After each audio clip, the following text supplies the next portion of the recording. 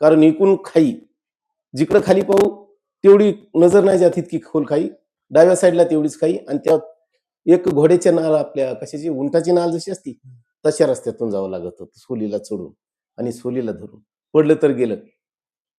मग त्यावेळेला तिथं बर्फ सुद्धा 20-20 फूट बर्फ जमतो. त्या ठिकाणी बर्फ 20 फूट जमतोय. आमचे बंकर फिंकर सगळे कधीच बुजून जातील. रात्रभर आम्ही ड्युटी करायचो.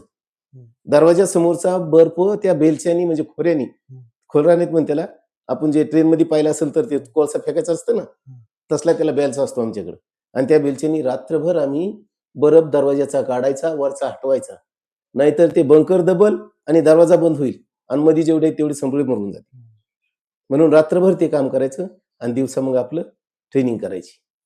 पाकिस्तान समोर होतं तिथं बिलकुलच.